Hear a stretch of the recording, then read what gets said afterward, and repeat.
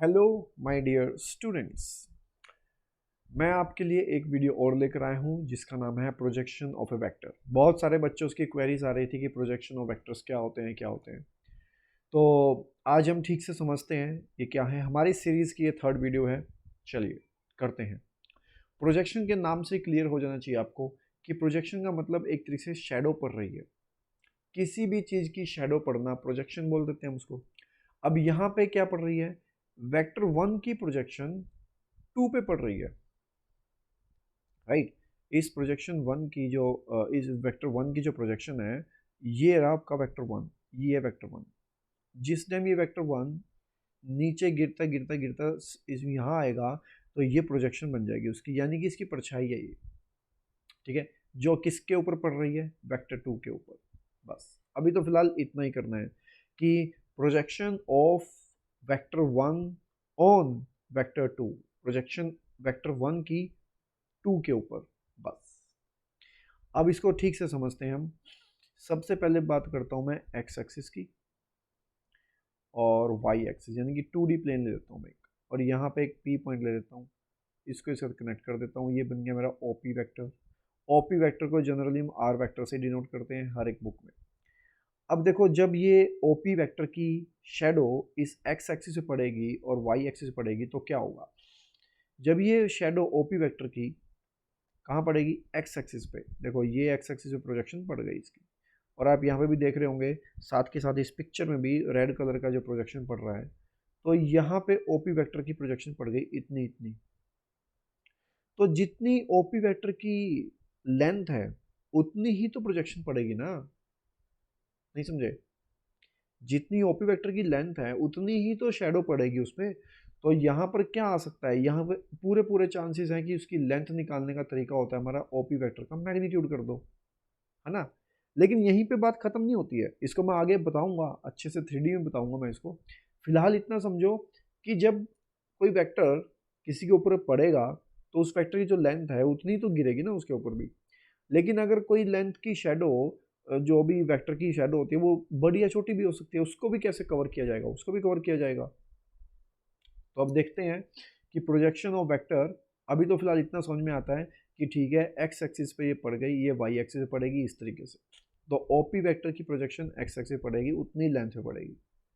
अगर आपको थीटा भी दे दिया जाए कि एक्स एक्सिस के साथ जो ओपी वेक्टर है वो अल्फा बना एंगल बना रहा है और वाई एक्सिस के साथ ये बीटा एंगल बना रहा है, तो बताओ अब प्रोजेक्शन क्या होगी? अब प्रोजेक्शन क्या होगी कि ओपी वेक्टर तो उतनी ही लेंथ लेके एक्स एक्सिस पे गिरेगा, साथ में cos थीटा और आ जाएगा। समझ आई बात? अब वो भी मैं आपको बताऊंगा वो किस तरीके से होता है अभी। ठीक है, अभी हम इस कॉन्सेप्ट को 3D में जब समझेंगे वो ज़्यादा अच्छे से समझेंगे, यानी कि 3 डायमेंशन में ले लेता हूँ, X axis, Y axis and Z axis. तब इसको समझते हैं मैं क्या कहने की कोशिश कर रहा हूँ। ये आगे हमारी 3D स्ट्रक्चर आप देख रहे होंगे। इस 3D स्ट्रक्चर पे आप देखते रहना, लेकिन साथ के साथ में एक तरीके से यहाँ एक्स एक्सिस, और इसको बोल देता हूँ मैं जेड एक्सिस, और इसको बोल देता हूँ मैं वाई एक्सिस, ऐसे ले रहा हूँ। और इस यहाँ पर भी आप ध्यान रखते रहना इस 3D के ऊपर भी कि मैं ओपी वेक्टर को कैसे डिनोट कर रहा हूँ। ये पी वेक्टर है, ये रहा मेरा OP vector, P OP vector. और ओपी वेक्टर को जो डायरेक्शन है वो ये, और इसको मैं दिखाने का तरीका होगा आर वेक्टर, जो हर आप पता है कैसे दिखते हैं। तो अब ओपी जो वेक्टर है, इस ओपी वेक्टर की शेडो पड़ेगी ना, कहाँ पड़ेगी? एक्स एक्सिस से पड़ेगी। जब इसकी एक्स एक्सिस पे शेडो पड़ेगी यहाँ पे, तो इतना इतना हिस्सा क्या आ जाएगा? आर का मैग्नीट्यूड बताया था मैंने। ओपी वेक्टर की लेंथ तो आएगी, और ये बनाएगा इसके साथ कौन सा एंगल? अल्फा। ये कौन सा एंगल बनाएगा यहाँ पे?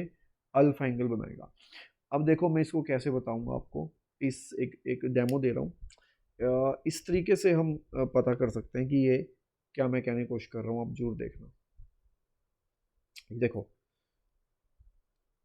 और अब मैं ले लेता हूँ ओपी वेक्टर भी ले लेता हूँ एक। ये हो गया मेरा ओपी वेक्टर। ये X axis, Y axis, Z axis मैंने ले ली। ठीक है गाइस, मैं एक्स एक्सिस, वाई एक्सिस और जेड एक्सिस मैंने ले लिया उसे। ये हो गया X axis, Y axis, Z axis. ये आ गया हमारा ओपी वेक्टर। अब ये ओपी वेक्टर जब एक्स एक्सिस पे आके ऐसे गिरेगा तो यानी कि ओपी वेक्टर की जो प्रोजेक्शन है, जो शेडो है, वो एक्स एक्सिस पे गिरेगी। यस और नो? जब ये प्रोजेक्शन इसकी ओपी वेक्टर की, जब ये शेडो एक्स एक्सिस पे आके गिरेगी तो इतना इतना पार्ट, इतना इतना इतना इतना पार्ट मेरी लेंथ बन जाएगी ओपी वेक्टर की, और इस एक्स एक्सिस की डायरेक्शन भी बताएगी। अब इस एक्स एक्सिस की डायरेक्शन बताने के लिए कौन इंट्रोड्यूस होता है? किसी भी वेक्टर की डायरेक्शन बताने के लिए किसको इंट्रोड्यूस किया जाता है? यूनिट वेक्टर को। तो इस एक्स एक्सिस के साथ इसकी डायरेक्शन बताने के लिए आई कैप इंट्रोड्यूस होगा, यानी कि आई कैप आपका यूनिट वेक्टर होता है। वो यूनिट वेक्टर एक्स के साथ आएगा और वो उसकी डायरेक्शन बता के जाएगा कि इसकी डायरेक्शन क्या है ओपी वेक्टर की एक्स एक्सिस के ऊपर। तो यानी कि एक्स एक्सिस की डायरेक्शन ही ओपी वेक्टर की डायरेक्शन बता के वो चला जाएगा। तो ये होता है हमारा ओपी वेक्टर। जब हम इस पे प्रोजेक्शन गिराएंगे तो एक्स आई कैप, तो एक्स आई कैप यानी कि एक्स की डायरेक्शन बता दी कहां पर है उस वेक्टर की, नंबर एक। नंबर दो, जब यही प्रोजेक्शन ओपी की वाई एक्सिस पे जाके गिरेगी, वाई एक्सिस पे, तो वहां डायरेक्शन कौन बताएगा वाई वेक्टर का? वहां पे जो डायरेक्शन बताएगी वेक्टर की वो होगी जे कैप। और जब इसी ओपी वेक्टर को मैं इसके साथ जेड एक्सिस के साथ, जब जब जब जेड एक्सिस के साथ ये प्रोजेक्शन बनेगी, इसकी शेडो गिरेगी जेड जेड पर ओपी वेक्टर की, तो मान के चलो कि ओपी वेक्टर पे जब ये गिरेगा तो ओपी वेक्टर यानी कि ओपी वेक्टर की जो प्रोजेक्शन है वो जेड पे गई, जेड एक्सिस को बताने के लिए कौन सी डायरेक्शन होगी? के कैप। तो ये हो गए हमारे एक्स आई कैप, वाई जे कैप, जेड के कैप। अब यही ओपी वेक्टर एक्स एक्स के साथ क्या बना रहा है? Angle alpha. वाई एक्सिस के साथ एंगल क्या बनाएगा? बीटा। और जेड एक्सिस के साथ एंगल क्या बनाएगा? गामा। ठीक है। तो अब देखना ये जो ओपी वेक्टर है, जब ये ओपी वेक्टर एक्स एक्सिस पे गिरेगा इस तरीके से, तो एक आपको परपेंडिकुलरली गिरेगा। देखो ये आपका परपेंडिकुलरली गिरने वाला है, ये इस तरीके से गिरेगा परपेंडिकुलर, ऐसे हमेशा ऐसे गिरता है परपेंडिकुलर। तो एक ट्रायंगल बनेगी और जिसमें से आप उस बेस को निकाल पाओगे, जैसे आर मैग्नीट्यूड कोस अल्फा, इसको बोल दूंगा मैं एक्स, और इसकी डायरेक्शन बताने के लिए आई कैप इंट्रोड्यूस होगा। तो इस पार्ट को बोलते हैं हम क्या? प्रोजेक्शन। इसको बोलते हैं प्रोजेक्शन ऑफ ओपी वेक्टर। इसको आप ऐसे भी बात कर सकते हो, ओपी वेक्टर का मैग्नीट्यूड और कॉस थीटा। कॉस थीटा इसलिए क्योंकि बेस के साथ हमेशा क्या लगता है? कॉस थीटा लगता है। और सिमिलरली जब ओपी वेक्टर वाई एक्सिस के साथ जब वाई एक्सिस पे गिरेगा, इसकी शेडो गिरेगी, तो वाई जो उसके साथ जो यूनिट वेक्टर आएगा वो क्या आएगा? जे कैप, डायरेक्शन बताने के लिए। तो इसको वो क्या बनेगा हमारा? ओपी वेक्टर की लेंथ तो होगी होगी, और कॉस बीटा, ये हो गया कॉस अल्फा, ये हो गया कॉस बीटा, और जेड के साथ के कैप बनेगा। और यहाँ पे हम कहेंगे ओपी वेक्टर का मैग्नीट्यूड जो लेंथ है उसकी, और ये कॉस गामा। तो ये हमारी सारी प्रोजेक्शन बन गई। ये क्या बन गई? हमारी प्रोजेक्शन बन गई। ठीक है, ये हमारी प्रोजेक्शन बन गई। तो आप यहाँ पे भी देख रहे होंगे, 3D का शेप भी देख रहे होंगे यहाँ पे, कि ओपी वेक्टर जब एक्स के साथ गिरेगा तो एक्स आई कैप बनेगा। ओपी वेक्टर जब वाई के ऊपर जाके गिरेगा तो वाई जे कैप। और जब ओपी वेक्टर की शेडो जेड पे गिरेगी तो वो उतना उतना वेक्टर की उतने उतने पार्ट की जो डायरेक्शन है वो कौन बताएगा? के कैप बताएगा। तो इस तरीके से हमारी प्रोजेक्शन होती है, यानी कि X Y Z are nothing, it just a projection. ये क्या होती है? प्रोजेक्शन होती है। अब मैं इसका एक ओवरव्यू देता हूँ आपको। देखो कि मान लो ये आपका एक्स एक्सिस हो गया और ये हो गया आपका वाई एक्सिस। चलो इसको भी रहने देते हैं, हमने सीधा वेक्टर ही ले लेते हैं। आपको हम सीधा वेक्टर ले लेते हैं। ये हो गया आपका ए वेक्टर और ये हो गया आपका बी वेक्टर। अब ये हो गया आपका थीटा। अब जब ये बी वेक्टर यहाँ पे गिरेगा, ए के ऊपर गिरेगा, इसकी शेडो आएगी यहाँ पर। तो आप मान के चलो कि इसकी जो लेंथ है वो बी वेक्टर की, वो मैग्नीट्यूड होगी बी का। तो इतना इतना हिस्सा भी तो लेंथ ही होगी ना, क्योंकि वो उतनी ही तो डायरेक्शन पे गिर रही है ना शेडो, है ना? जो बी वेक्टर है वो उतनी ही डायरेक्शन में गिर रहा है, तो वो भी तो हमारी उतनी ही लेंथ होगी बी मैग्नीट्यूड। लेकिन अगर वो लेंथ एक एंगल पे भी तो जाके गिर रही है, उसके लिए क्या किया जाए? उसके लिए हम कोस थीटा लगाएंगे। तो ये क्या बन गया हमारा? ये हमारी क्या आ गई, प्रोजेक्शन आ गई। ये क्या आ गई, प्रोजेक्शन आ गई। Projection of B vector on A vector, क्योंकि बी की जो प्रोजेक्शन है वो ए पे पड़ेगी, तो ये होगी। ये अब जान गए अब कि प्रोजेक्शन होती क्या है। अब कोस थीटा को हम कैसे लिख सकते हैं, कोस थीटा को लिखने का तरीका आप सभी जानते हो, A dot B divide by A magnitude B magnitude, और साथ में ये बी मैग्नीट्यूड, बी से बी कैंसिल, आपको मिलेगा A dot B divide by A का मैग्नीट्यूड। ये क्या मिला आपको, ये मिल गया आपको projection of B vector on A vector.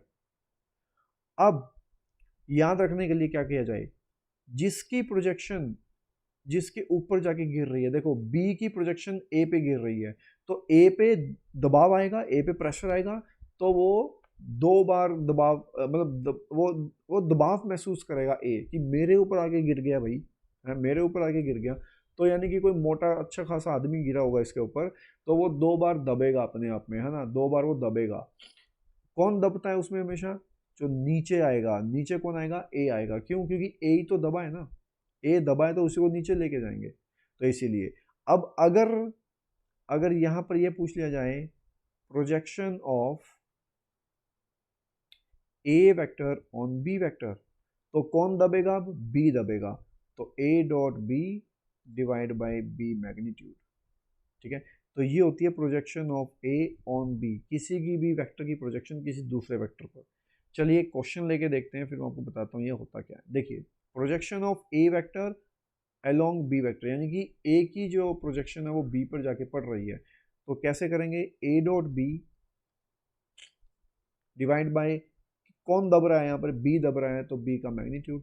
बस ए डॉट बी कैसे कि 2i माइनस जे प्लस के, और dot product of I plus 2j plus 2k divided by B का magnitude 1 square plus 2 square plus 2 square. तो इसकी डॉट प्रोडक्ट क्या आएगी, 2 into 1 2, minus 1 into 2 minus 2, plus 1 into plus 2 plus 2, divide by इसका answer क्या आएगा √9, तो ये आ जाएगा 2/3। तो ये आपकी क्या बन गई, प्रोजेक्शन। ये प्रोजेक्शन है ए वेक्टर की बी वेक्टर के ऊपर। ये था छोटा सा कॉन्सेप्ट कि प्रोजेक्शन होती क्या है। अगर और वीडियोस चाहिए तो कमेंट में लिखिएगा, मैं इसके और भी क्वेश्चंस लेके आऊँगा इसी प्रोजेक्शन के ऊपर, और डिटेल में भी करवाऊँगा। तो प्लीज़ आप कमेंट में जरूर लिखिएगा। Thank you so much.